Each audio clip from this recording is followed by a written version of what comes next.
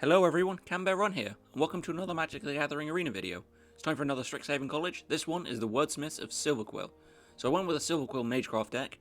The idea is our creatures all benefit from casting repeated sorcery instants or sorceries. We have quite a few instant sorceries, and to round it off as sort of a top end, we have Professor Totally Not Liliana. Now, it's Professor Onyx, which is of course Liliana in disguise. So we've got 4 copies of Clever Lumimancer. So Magecraft, whenever you cast a sorcery or instant spell, Clever Lumimancer gets 2/2/2 until the end of the turn. I've seen that this card has apparently been performing very, very well in mono white deck. We'll see how it does in sort of a SilverQuill Orzhov deck. 4 copies of Bloodchief's Thirst for some removal. We've also got Dire Tactics, since we do have some humans in this deck, so we should be able to get away without losing damage off of it. I've got 2 copies of Blot Out the Sky as sort of an endgame sort of thing. So we get a lot of mana on the board, I can just create a load of Inklings and just go in on them. We've got 4 copies of Leonin Lightscribe, so whenever I cast an instant or sorcery, creatures I control get +1 and +1 until the end of the turn. 3 copies of Study Break, so I can tap up to 2 creatures. It does also have Learn. I have got 3 copies of Inkling Summoning in the sideboard in order that I can grab one and maybe just use it to create a quick blocker if I need it. I've got 4 copies of SilverQuill Apprentice, so Magecraft, whenever you cast or copy an instant or sorcery spell, target creature gets +1/+0 until the end of the turn. I'm probably going to use that in SilverQuill Apprentice rather than anything else. 3 copies of SilverQuill Pledge Mage, so again, Magecraft, so whenever I cast an instant or sorcery, Pledge Mage gains choice of flying or lifelink until the end of the turn. I have, in case things go south, I have Semester's End. That's a card I actually really want to try out, because I can exile any number of target creatures and orcs I control. At the beginning of the next end step, return each of them to the battlefield under its owner's control. Each of them enters the battlefield with an additional +1/+1 counter on it if it's a creature, an additional loyalty counter on it if it's a planeswalker. So I can protect my creatures from board wipes, and then they come back even stronger. So I believe I don't know, I think they come back only at the end of your opponent's end step, not necessarily yours. Then of course we've got 3 copies of SilverQuill Command. So choose 2. It's probably going to be returning creatures from the graveyard, and target creature gains +3/+3 and gains flying until the end of the turn. I might also use target opponent sacrifice a creature if necessary. I think that'd be quite interesting. And then of course we got Professor Onyx. So for +1 I lose 1 life. Look at the top 3 cards in my library. I can put 1 of them into my hand and the rest into my graveyard. -3, each opponent sacrifices a creature with the greatest power among creatures that player controls. Then -8, each opponent may discard a card. If they don't, they lose 3 life. Repeat this process 6 more times. If you can do this while your opponent has no life, no cards in their hand, they're basically fucked. Obviously, I don't have cards like Humiliate. I didn't want to I didn't want to kind of mix up the deck between a counters deck and a Magecraft deck. But if I can force my opponent to try and play out cards to deal with my board presence, I can basically reduce their hand quite quickly. Or I can just wipe their hand out either way. So unless they've got 6-7 cards, they're going to take some damage on life. So we'll just have to see how it goes. I'm going to try this in play queue as always. This is sort of a showcase, but if we do really well, I will end up putting this deck into ranked. As I think there's a lot of potential here. I think it can snowball quite quickly if I get a good curve on it. And I think using Magecraft, as long as I can keep drawing my instants and sorceries, I should be alright. I think it'll be quite good, actually. Anyway, let's get on with the games. That isn't a great hand. We're going to have to mulligan that because there's only Y mana. I can live with this one. We'll put back one of the Light Scribes. I think we'll have to put back. We've got a Bloodchief's Thirst. We go first, so I might be able to get away before I cast Bloodchief. Get some cards on the field. So keep 6. Put back the Light Scribe. Play out the Plains. Yeah, I can see the play. I do kind of need to draw my removal and, of course, all my sorcery spells.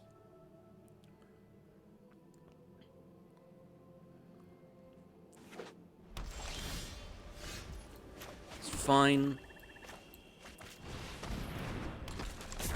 There we go. So we got SilverQuill Apprentice out.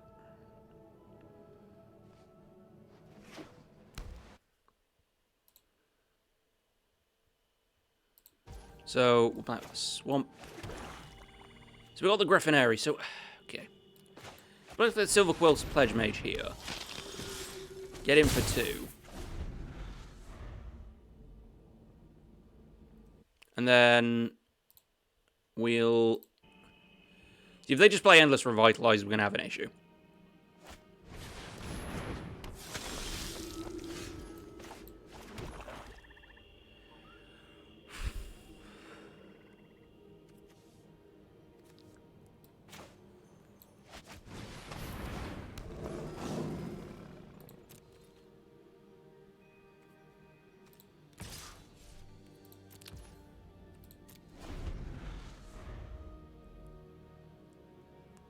So I may be pulling a bad idea with this.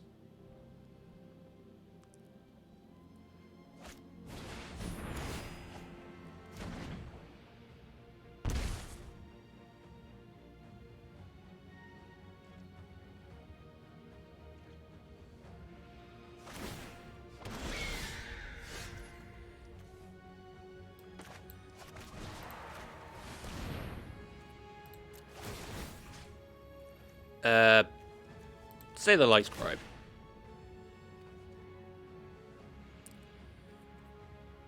Lifelink.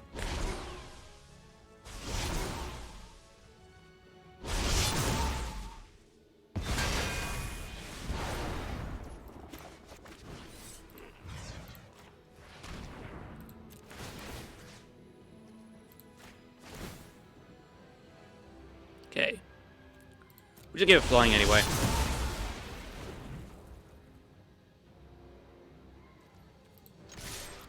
It's 15 damage. Yeah, and they scoop.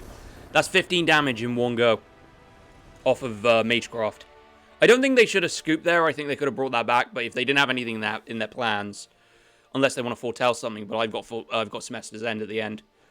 Semester's End in case they need it. So, yeah. But let's just move on to the next game. That was quite quick. Again, I don't think they should have scooped there. This is a massively risky keep because I do need to keep the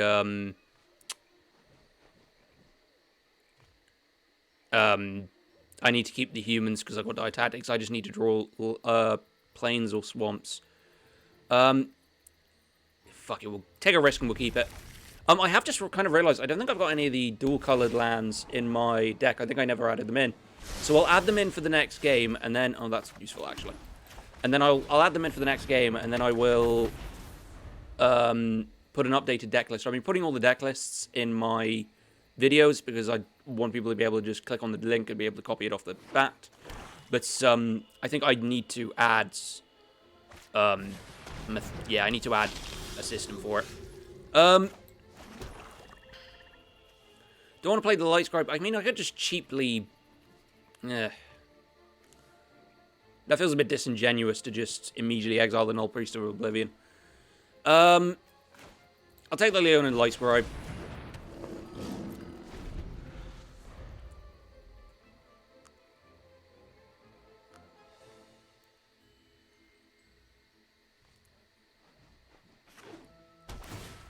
Okay, so I'm going to scry one hit.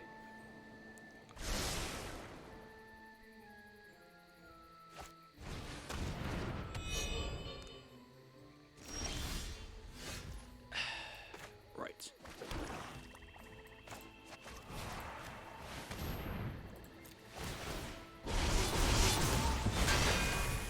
And then I don't lose any life and toughness, so we get in for 6. So next turn I can play SilverQuill and just tap down their whatever creature they play, and I can learn and grab an Inkling spell. The trick is with some of the learn stuff, it gives you sorceries and instants to play.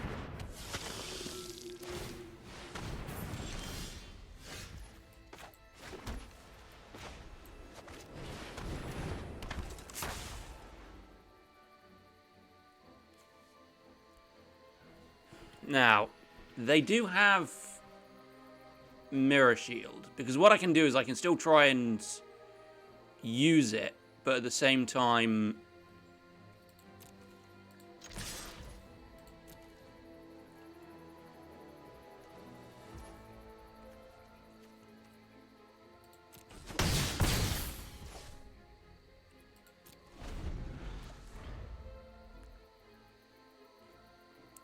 Because if they're just going to build heavy on this one, then I might have an issue.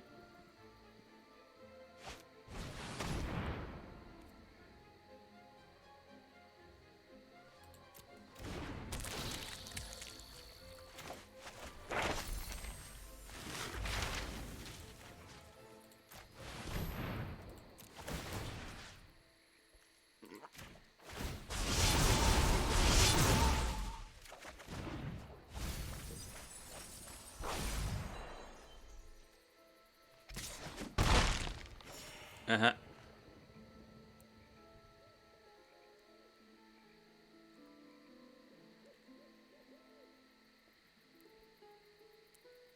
So they can't block next turn. Okay. So we got 5 here. Only problem is I need to burn this completely.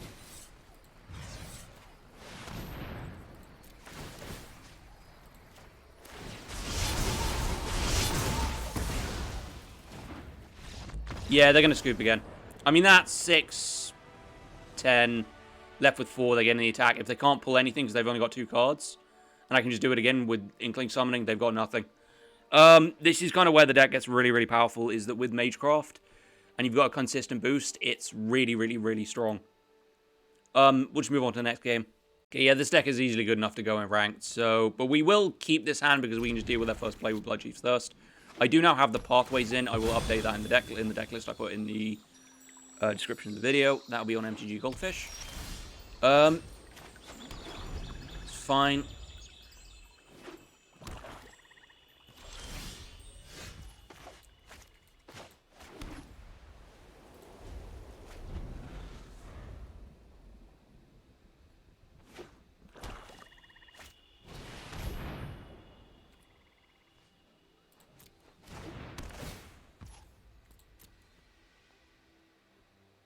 So they're going to learn as well. That's nice.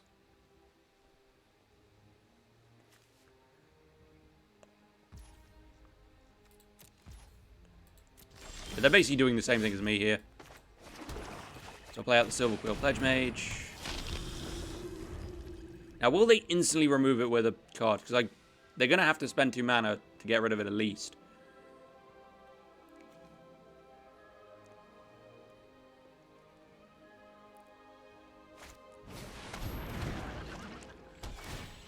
Oh, listen, that's...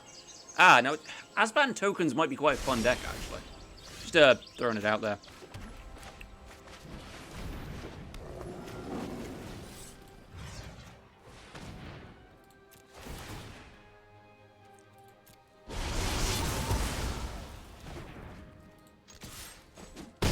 There we go.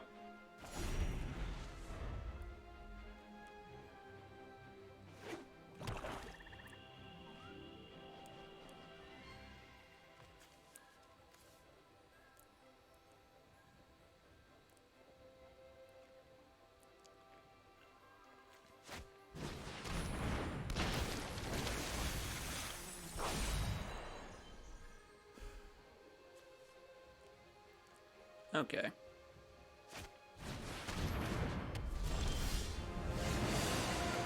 Okay.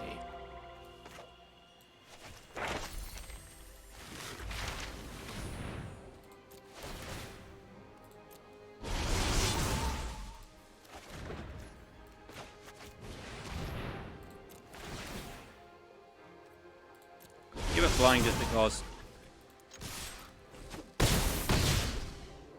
9.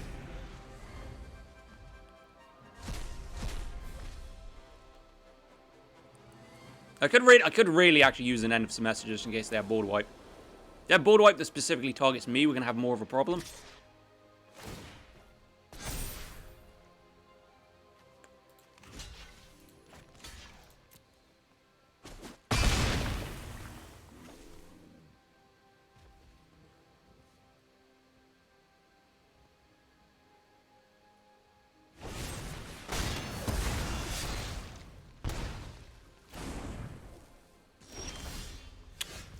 Oh, how isn't that convenient?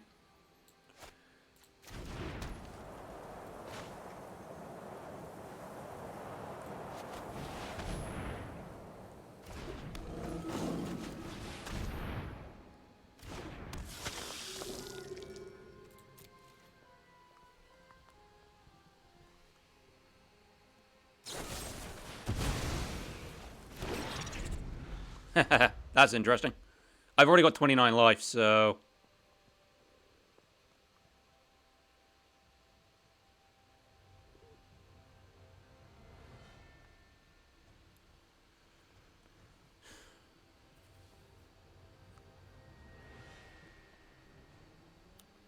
So next time we'll just play Blood Out the Sky. Because I can also kill the sparring regime. So I guess he's actually going to have to think what he's going to do. Oh, we actually, Jesus, he burned everything out.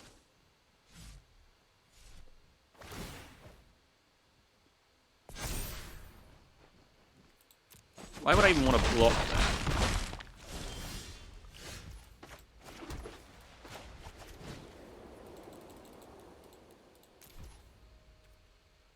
Damn it. 1, 2, 3, 4, 5, 6, 7. Oh, I need 8 to, yeah.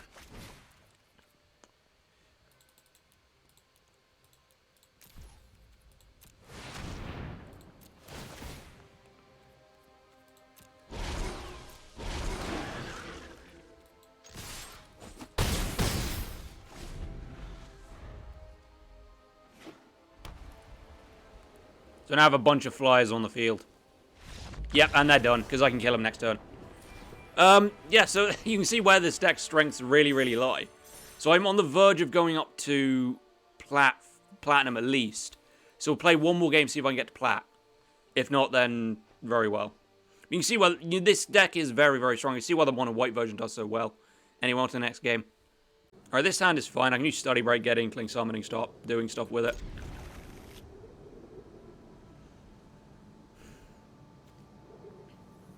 So we'll play out SilverQuill Apprentice into SilverQuill Pledge Mage, and then just use our sorceries.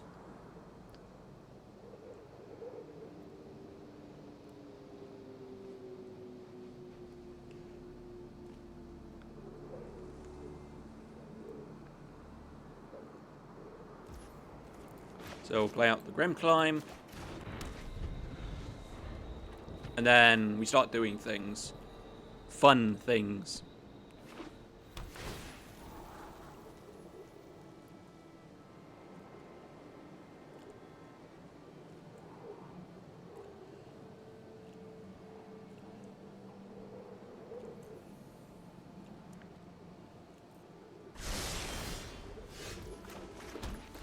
There's the Apprentice.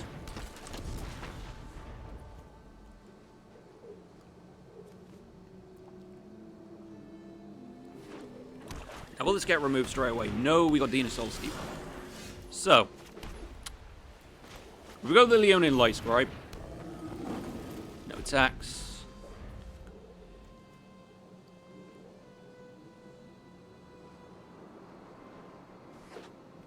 This might be a Witherbloom. This might be a predecessor for like the Witherbloom Witherbloom deck I do want to build actually. So this could be interesting to see. Ooh, they got that Woe Strider.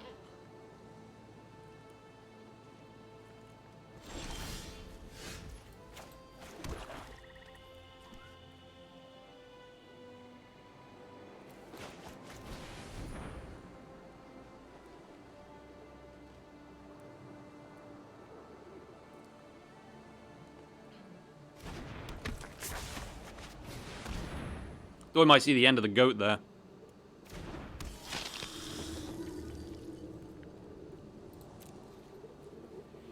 I might be playing this one a bit too cautiously. I do want to try and get Study Break into Inkling Summoning and just do one massive attack to force them to block with everything. I do need another land.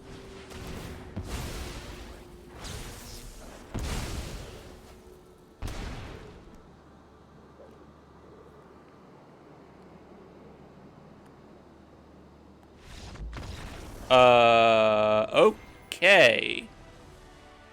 That was a tad odd. I guess they didn't get the card they needed. That's... Okay,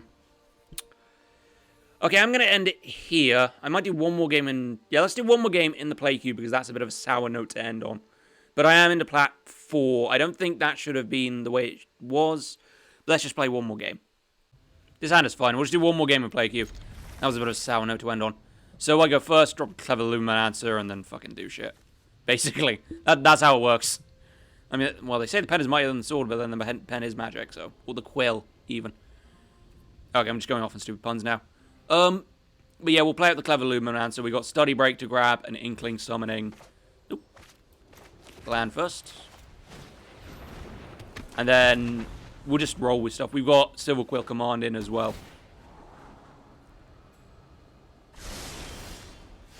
Oh, perfect. Down in Light Scribe. Hit them for 0 because fuck you. That sounds mean.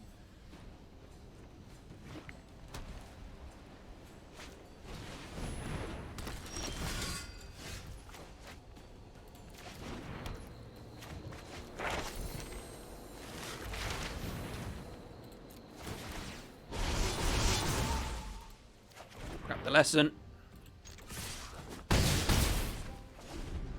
There we go.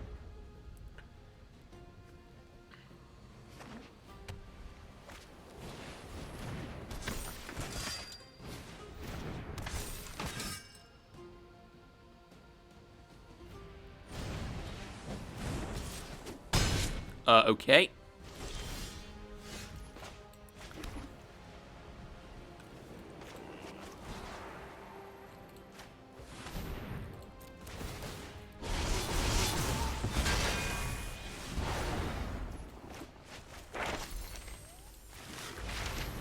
I feel like this shouldn't be allowed as a system. I'm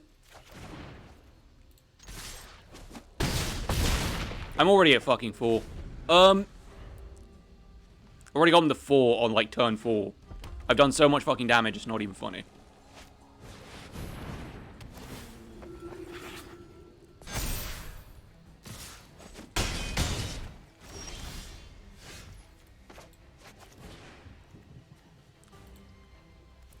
Yeah, because I'm going to basically just boost the Luminancer and then force them to sacrifice creature.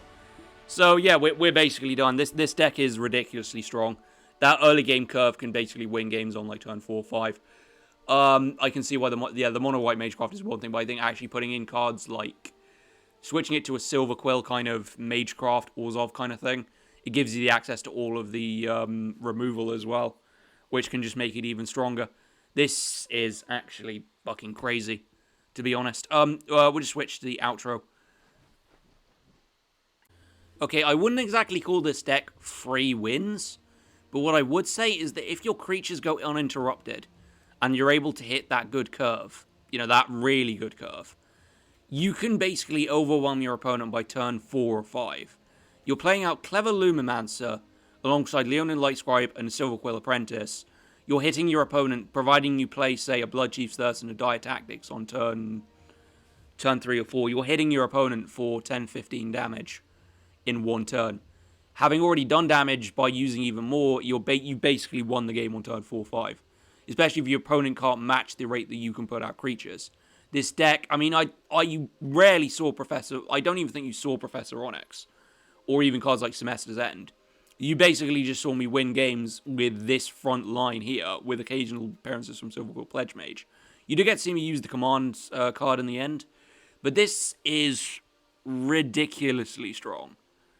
And I think certainly for getting through, like, gold and lower platinum, I would really recommend using this deck. It's almost like a no-brainer. I've seen strong aggro, but this is something else. The amount of power you can gain is dangerous. And if you really want to make sure you can win a game at the death, if your opponent's flooded the board, just play Blot Out the Sky.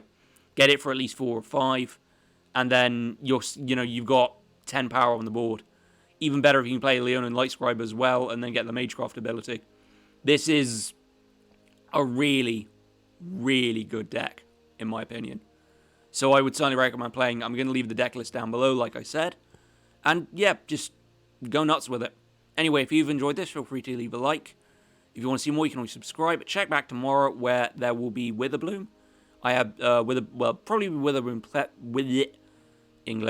Witherbloom Pests.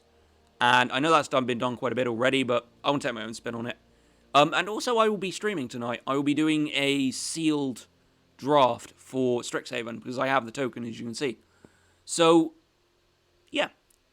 Stick around for that. Anyway, I've been Canberra Run, and thank you for watching.